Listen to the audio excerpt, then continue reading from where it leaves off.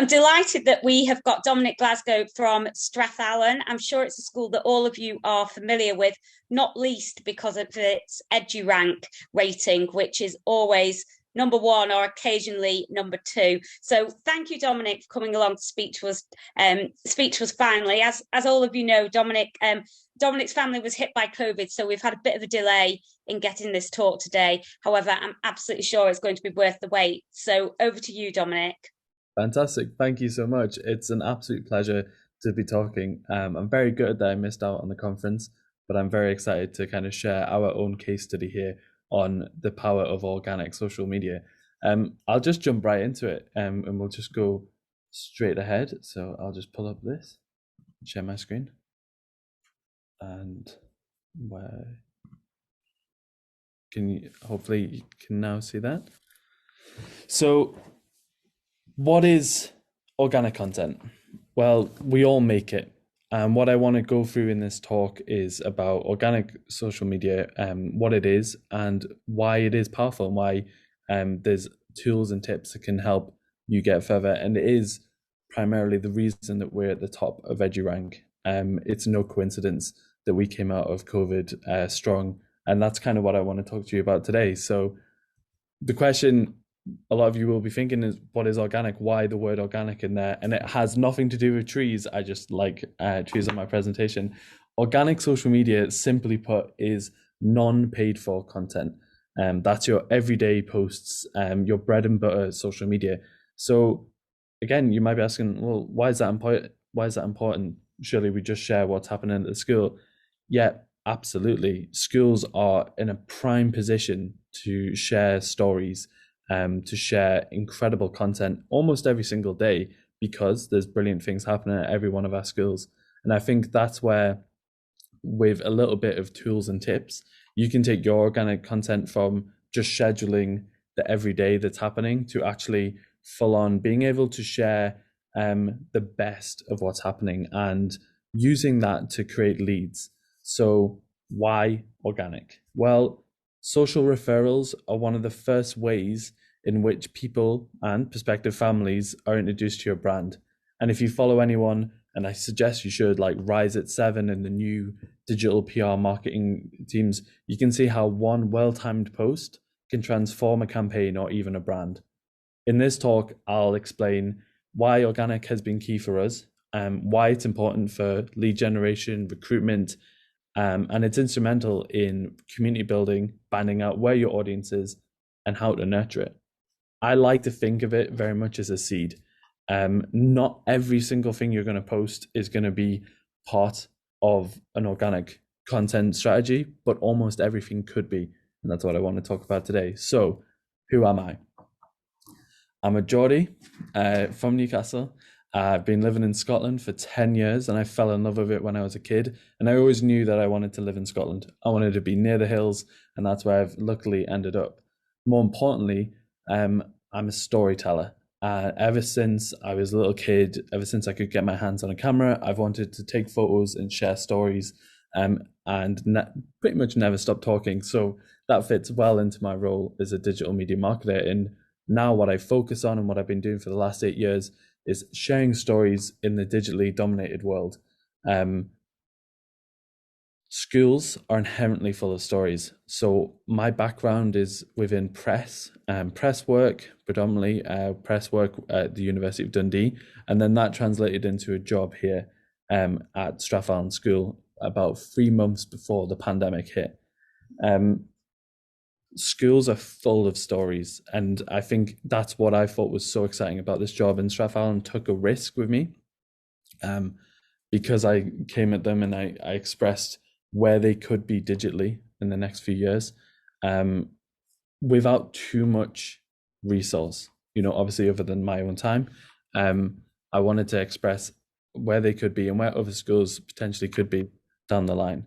So, and that kind of leads us to social, because that's what I've been developing, storytelling in the digital space, which leads into organic content creation. So the reason I'm here today is because of how well Strafeallen's been doing on the likes of EduRank. And I want to talk about that a little bit later. Where was Strafeallen before I joined? Well, it was in a bit of an echo chamber. It was posting a lot, not too frequently. Videos were very rare. And obviously, as I'm sure all of you are aware, videos have become the prime piece of organic content that almost anyone can put out right now. And that's why they took a chance. I do have to say, before we go any further, Strafeallen is quite unique. At the school, we have a retired New York Times photographer who's now a caretaker. So we have an abundance of photos. I myself am a professional photographer, videographer, so creating content is not too difficult for us. But we also have staff who love to take photos, and we work with them and develop their skills. And I think that's something that we'll come on to later about the tools that we have as marketers to allow others to help do their job and allow them in turn to help us do ours. Where is Strafeallen now?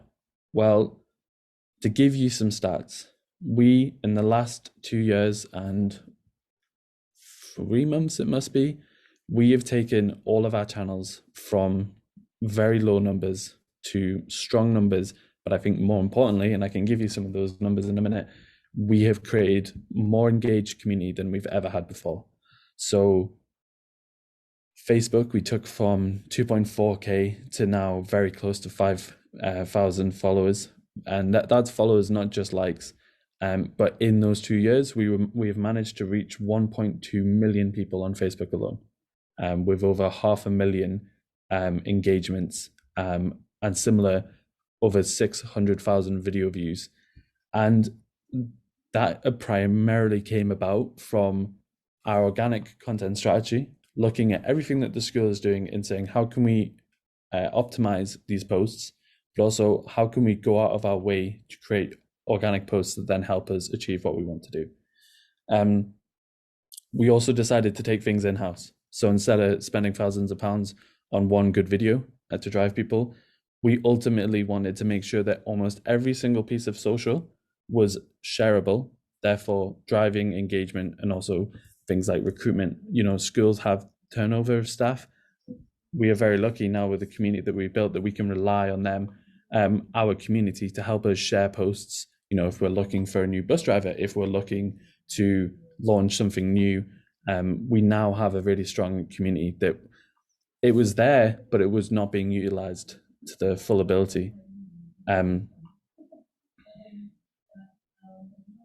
So let's talk about making social work for you, because all of these numbers and our own case study, it's great, well done, but what does it actually mean for you on the ground in your day-to-day work?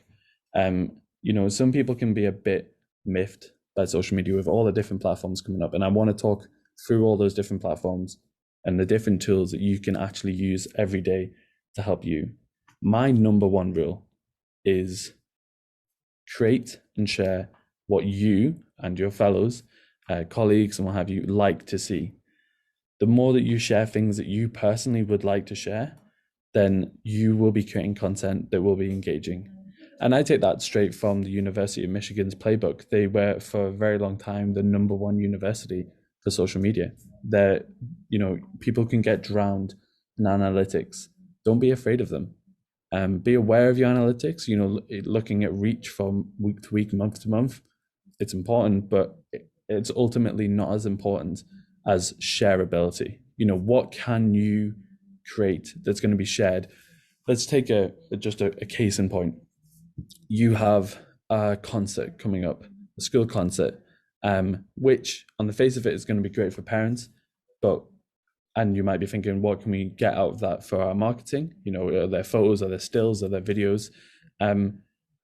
But is there an experience that you can share from that? And I think that's going to be really key. And we'll talk about the future of social in a minute. Can you help your music department create a video, which then you use QR codes, and that's going straight to that organic content. Those QR codes don't cost any money. You can print them out if you want, and you can put them around your local communities. You can send them out to parents and let them share it. And how can your audience do your job for you? So looking at practical tools, some very strong tools: Canva, HeroPost. And HeroPost is a scheduler. So as opposed to Hootsuite, and Buffer, which are very expensive. Hero Post is very affordable, and it does everything that you want from a social media point of view.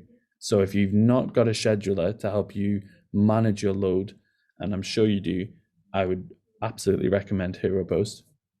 Another one that schools may not fully utilize is Lens Studio from Snapchat. We all know that the generations below us are on Snapchat, from our children to younger cousins and what have you. Snapchat is their WhatsApp, and Lens Studio allows schools for free to create Snapchat filters, which you can then share with your community. So we created 2 of these lenses. Together, their reach is over 90,000, with over, I think it's over 60,000 shares, because we know that our pupils are on there. They're then going to share them with their friends. They're going to share them with friends at other schools. And our brand is going to be pushed. And again, that's another form of organic content that you do a little bit of work and then it's shared for you. If we talk about individual posts, backlinking is obviously key. And what do I mean by that? I mean, where you're doing a post, can you shorten the story that you're trying to tell? Are the photos telling the story for you? And can you use a link to your website to get people to come back to your website? Almost all of what we do, and we're very fortunate with things like Instagram now, where we can link on our stories. How can you drive people back to the website so that they can also share that for you?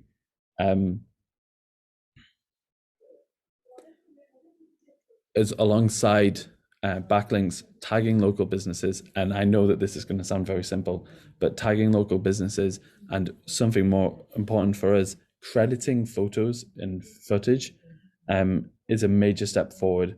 And you find that more people within your community will come forward and share things with you because it adds social credibility, and it displays an array of content on your feeds that you might not have before. Please take your time to go through Strafeallen's feeds. I recommend our Instagram, for example. You will see content from almost all of our departments on there, and we credit a lot. We credit every single one that isn't taken in-house. And there's a lot of that because if you're like me, there's only one of you. So having a community that's working together and just saying, look, we would love to share this. Can we credit you? It builds credibility, and it also means that the people who've shared that and created that and taken their time, teachers especially, to take that photo in a class, they feel valued for what they've done. And that's something that we've absolutely tried to keep promoting throughout the school, and something that hadn't previously been done for you. Don't be afraid to follow and engage with others. I already mentioned the University of Michigan, but I absolutely recommend you follow Millfield, Sedborough, Felsted, and some of the other top schools when it comes to social media. They know what they're doing. They're brilliant. Their teams are absolutely fantastic. They're killing it in terms of social media because they know that they've got a message to tell and how to tell it. And they're not afraid to repeat themselves. But that's not sharing the same post again. Repeating yourself on social media should always be slightly different.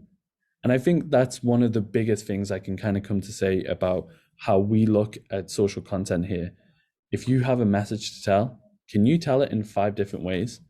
And if so, how can you tell it in the shortest way? There are cheat sheets out there. I will send some through so that you can get a look at them. But Buffer, Hootsuite have blogs that are brilliant to follow. And on these, you can get a real sense of what the algorithms do and don't like. But also it comes down to A/B testing. I will look at our past week's work in terms of social media. And if something hasn't worked, can I share it again? Can I make it different? Do the captions need to be 20 sentences, or can they be one short caption? And can the story say the rest for itself? So, what is next? What's coming up in social media and organic content? Organic is just one arm of social media. And one thing that you might want to consider in terms of the future and what this means for you in terms of the tools is, can you bolster your organic content with your paid content? Can you bring it in-house, or do you have a good advertiser that you work with? One thing that I find that I want to share today, I had a really interesting talk with one of Meta's account managers, and he confirmed something that I thought to be true for a very long time. is that boosted posts that have had about 24 hours to gain engagement do better than campaigns that have been created on the fly, because again, they have social credibility. So if you see a boosted post from an organization, a school, a charity, and it's already got 100 likes, it's already got shares and comments, that tends to do better and get more reaction, more link clicks and more landing page views than an advert that has none. And it kind of speaks for itself. It goes back to the rubric, and it's kind of what underlies everything. What works for you? What do you like on your different platforms? And speaking about what's next, I think it makes sense to talk about the new and existing platforms in a bit more detail. Facebook is the kind of textbook social media platform. LinkedIn is currently undergoing a boom after the Great Resignation. TikTok is also around, and a lot of schools have started to promote things on TikTok. I would absolutely recommend you look at Millfield and Felsted on there. They're doing incredible work in this space. And if you aren't ready for TikTok, maybe look at what you're already on. What could you be doing better? And again, using things like hero posts to save yourself time, slightly tweak the message that's going on the different platforms, will allow you to create the best organic content.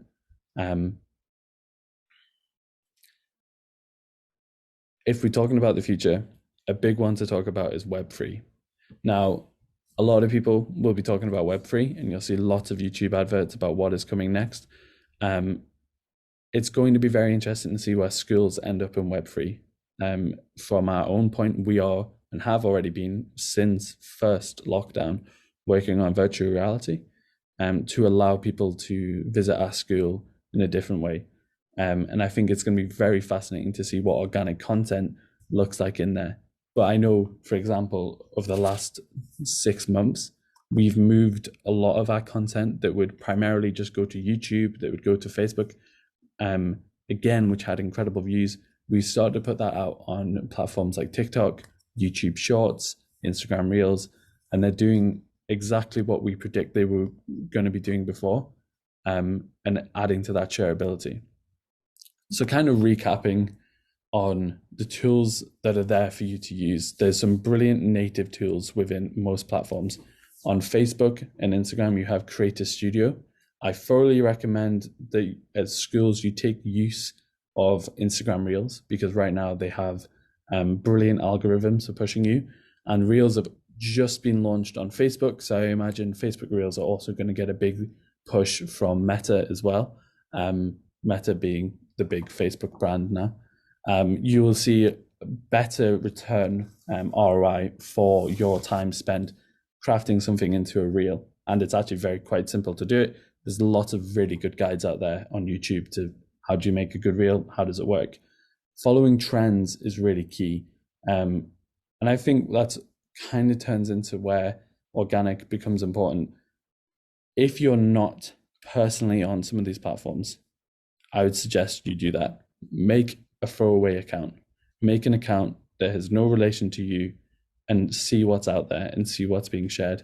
It'll help you understand the world of TikTok, and that absolutely is the future. Given how much organizations like Facebook, Instagram, and YouTube are pushing towards the TikTok dimensions and shape, that is absolutely the way that social media is going to be consumed for the next few years, until virtual reality and augmented reality become more commonplace. I think that is almost it for my talk. To kind of sum up, since we joined EduRank in April 2020, and all you have to do is sign up as a school under your name, and they pull in data from your social media accounts. We've been in the top 10 of independent schools for social media. I thoroughly love sharing social, and I think it's something that once you kind of fall into that pattern, it's something that you can fall in love with as well. I think don't be afraid. I'm very lucky that I get to work with a team who not necessarily take risks, but we know our brand and we're comfortable in our brand, and we know what our school should and shouldn't be sharing. And we have no problems pulling up our members of staff if there's something that shouldn't be shared, or students. but working again with them to make sure that we share the best of what Strafeallen has to offer. Yeah, I think that's kind of it. I'm obviously happy to answer any questions at any point. Feel free you can contact me on LinkedIn or on pretty much any other social platform, but LinkedIn's the best way to get in touch with me. And I'm more than happy to chat. I think that is one of the biggest things that I found in the university sector that I think hopefully, and conferences like this are brilliant examples of it, working together is key. We might have a similar market, but ultimately we all have our own unique selling points as schools. And I think that that's where we can all work together. I'm very close friends with some colleagues down in Sedbergh, and I think, being able to chat about what works and what doesn't work is really helpful for all of us. I hope you enjoy the talk, and if you have any questions, please get in touch. Thank you, Dominic. That was great. I've got a question for you, and this is just really on sort of the practical side of things. Does Strafeallen have one account? If we take, say, Twitter or Instagram as an example, do you have one account that everything comes from, or do you have, say, Strafeallen Art or Strafeallen Sport? And how do you monitor the teachers in that? Because I know a lot of schools, some schools have the approach, we have one account and that's it. Mm-hmm. Others have the approach of 50 accounts. And I just wondered what approach you took at Strafeallen. We essentially have taken the approach that the more the accounts, almost the better. Right. So we have multiple accounts, but only on certain platforms. Okay. And it also relates to what platforms those teachers are comfortable with. Our number one rule is we do not want accounts created that then fall silent, because, as you know, the biggest thing about social media is frequency. We don't want a Twitter account that posts once every 2 years. If they're running an account, then it's an account that's active, it's engaging. It then also drives conversation, engagement. We have some brilliant accounts. We have our religious studies account has had some viral tweets in their own space of moral ethics and religion, and that's fantastic. It's so good to see. But likewise, our houses are taking to Instagram by storm, because that's where the kids are. So the kids and their parents love seeing photos of what's happening in the houses. That's not really relevant to Twitter. In terms of the parents might be there, but the kids definitely not. So we have it's almost by evolution. We have a single Facebook page, we have a single Instagram page, a single Snapchat and a single TikTok, but kind of feeding into those, and a main Twitter. But feeding into those, we have some kind of splinter different ones. But, it's quite easy to keep a tab on them. You can follow them. You could use tools like TweetDeck for Twitter. And on there, you can add every single one or every single account that you want to follow. And you can see everything that's going on. We also are in touch with every single person and every user of social media, whether that's even if it's some of our senior pupils who've decided that they wanted to make a John Muir Award, which is kind of similar to Duke of Edinburgh slightly. They wanted to make a Twitter, so we work with them. We get them in the room. I think the biggest thing, again, and it comes down to frequency, but also what are they trying to achieve. So anytime someone comes to us and says we want to build an account, I ask the question, what do you want to achieve? And is it that you want to have a space where you can discuss geography on Twitter with geographers, with other people, and showcase what the pupils have done that year? Brilliant. Is it that you want to reach our current school audience? Well, in that case, you're probably best going through our main accounts and feeding into them. And we have lots of, quick and simple ways to do that, from Teams to emails to different channels that we allow pupils, parents, the whole community to kind of feed into what we share. We then obviously curate it. And there's some things that shouldn't go on social media. That's absolutely fine. Do they then exist in internal communications? And that's something that we focus on. But my biggest rebuttal, or kind of the first question that I ask them is, what are you trying to achieve? because for the most of them, and that's why we don't have separate Facebook accounts and Instagram accounts, they are wanting to reach the same audience we're reaching, and to build that audience again takes a lot of time, and they don't have that time, but we do, and that's how we help them do that. That's really interesting. Thank you. My other question, Dominic, is how does this tie in to your pupil recruitment? Do you see it as a tool, sort of a natural tool, insofar as prospective parents see you online, visit your accounts, or do you try and do some sort of something quite technical in terms of advertising and measuring pupil numbers, or do you just see it, or do you see it as a support mechanism for the pupil recruitment? It's a great question, and it's something that I probably didn't speak about enough, so I'm glad you asked that question. I would argue that this is a key tool in soliciting leads. Ultimately, and what we find, and we have data to back this up in terms of prospectus requests, parents actually registering their children. We ask them, how did you find out about us? And over the last few years, the majority of that and the feedback we get from emails is, we found you on social media and we want to find out more. We have some brilliant examples. For example, you can either follow trends and see where that takes you, and boost it, or kind of organic is great because you can nourish what is actually unique to your school. So we had a whole school concept, and we just put our all behind it in terms of creating that. We put that out, and it is the top performing post video to date. We still have people getting in touch today saying we saw this online, and we didn't have to boost that. And that is where the strength of that comes from, is we got something out and we created something and we shared something that is helping drive people to talk about it. And I think that's one of the things that I was hinting at, and perhaps didn't fully explain.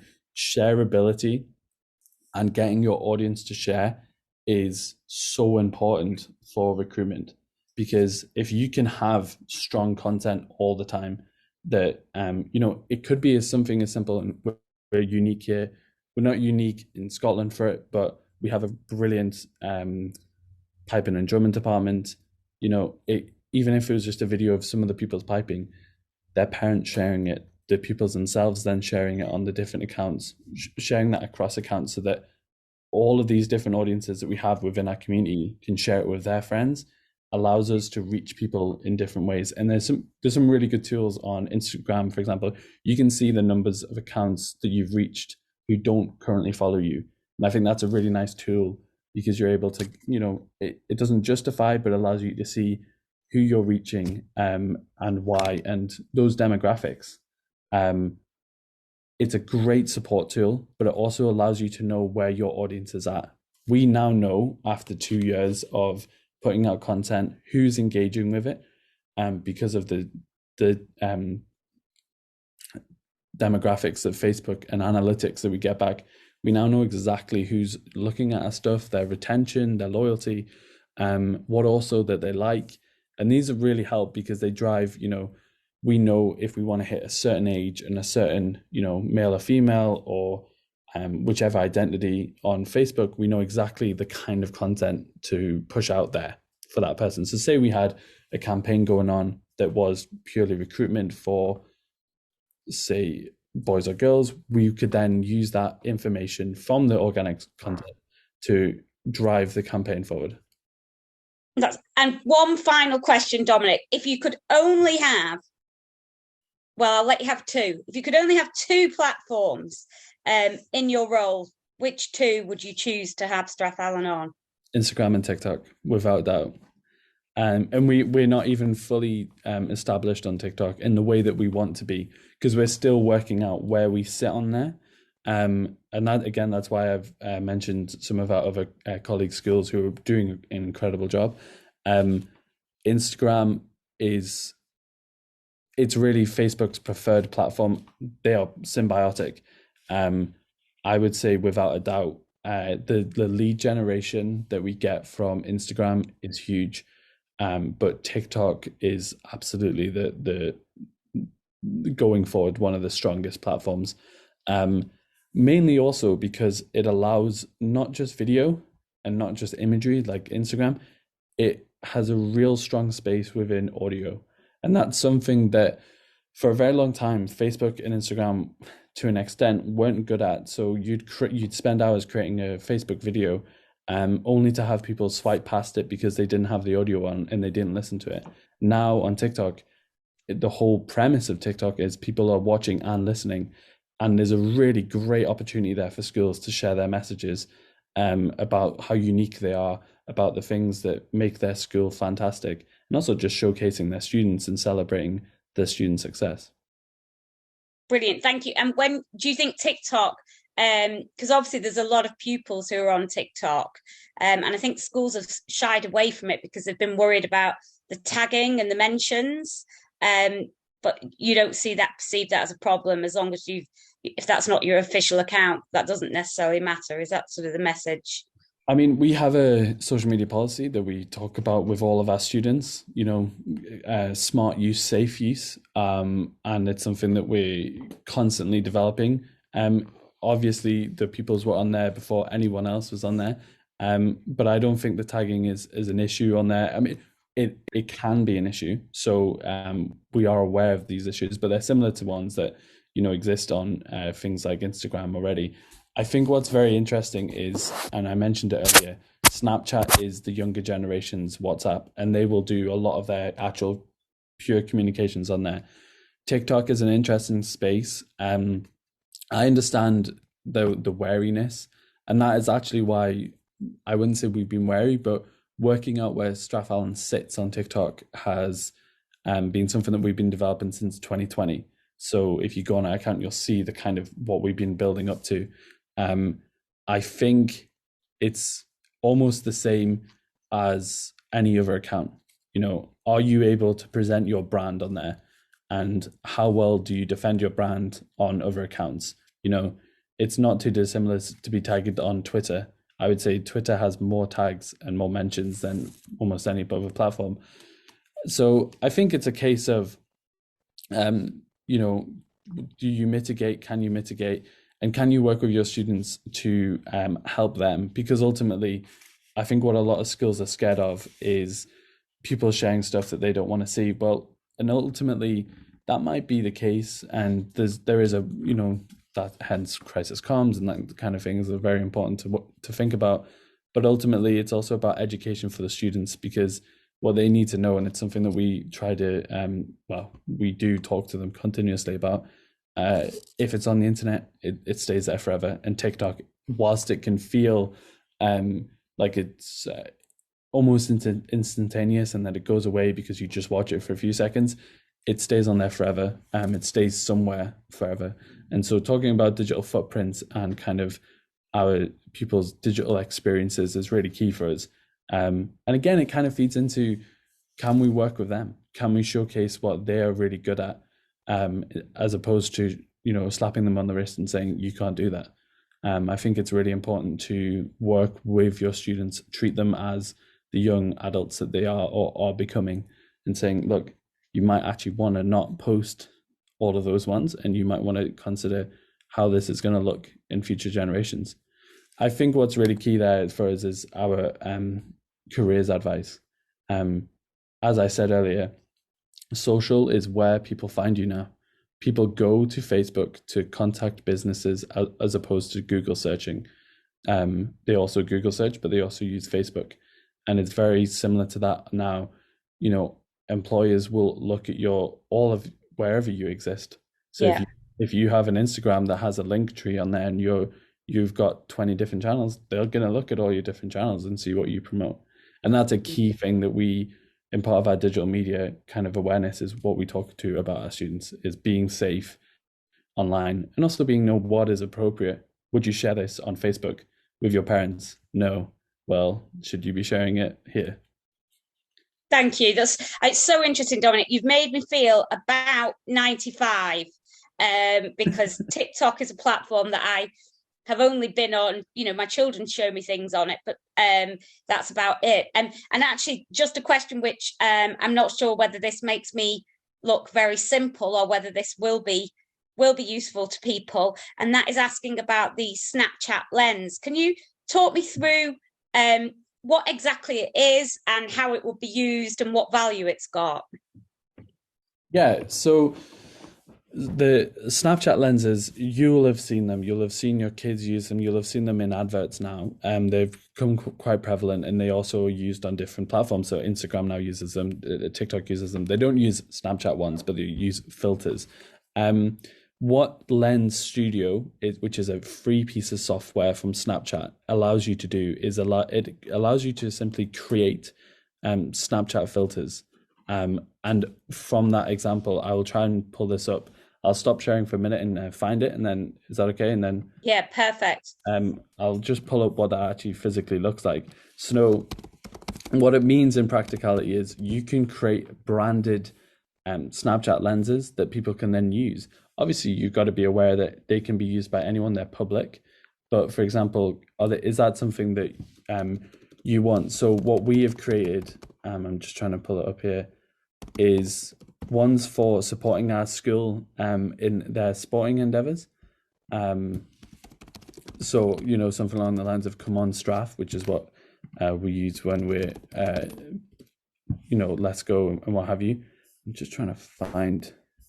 It's slightly different because I'm not on a phone Right. to show you this. But essentially, what it looks like is they will scan it and it will cover their face. So we have, we're currently developing ones for our houses, but it's essentially something for them to take pride in. And what it means is that they then share that, they then take photos with it. I know that, for example, we have one which is, again, "Come on, Straff." We shared that prior to a national cup game, and we had about 100 students using it. They might sometimes use it for fun, but a lot of them were using it seriously and sharing it, and their own audiences, especially on something like Snapchat, which is, again, their equivalent of their phone book full of their contacts. Every single one of their contacts is going to see that. So for us, I mean, that sounds to me, just based on my own knowledge of living with teenagers, that if they're all really proud of the schools that they attend, and they're forever taking streaks. So that's the kind of thing where they would put it on, and I can immediately see that goes to a huge audience, because obviously they've got friends not just in their own school. So it's just embedding a real culture of pride, isn't it? exactly. In a digital manner. So I think that that to me is very, very interesting point, because I think that's sort of coming more towards the internal comms and internal promotion, which I think we can sometimes forget about as marketers. Exactly. And I think that's the kind of the nice balance that we have to fit as marketers. Are we going to help a department because it's helping us in marketing, or is actually the question that should we be asking is, how is this building the community that we have? We ultimately want our students to be proud, because we want our alumni to be proud, and we want our alumni to engage with us, because our alumni are our best representation of what we as a school can create. We're very fortunate, like almost every school, to have incredible alumni. And there's a whole other section on how we communicate with alumni. We'll invite you back to speak about that another time. Yeah, but part of that is that pride. So it's not difficult for parents. You can hoodies, merchandise and stuff. But how do you talk to the younger generation that might not want to wear a Straff something, but actually they might not mind using a Straff Snapchat filter? So Lens Studio by Snapchat, check it out. It's free to download. You might need a computer that's got quite a bit of kick, because it is 3D software, but there's really easy tutorials to follow on how you can quickly change one to your branding. And again, what a huge tool that not many people know about. Brilliant. Well, thank you, Dominic. I think that's been an absolutely fantastic talk, and I can't believe that there's anybody watching it who won't have learned at least something, because there was so much covered there. So thank you very much for joining us. And as I say, if anyone has any questions or wants to get in touch, LinkedIn is the place. I'm always happy to chat about this. Thank you so much for your time.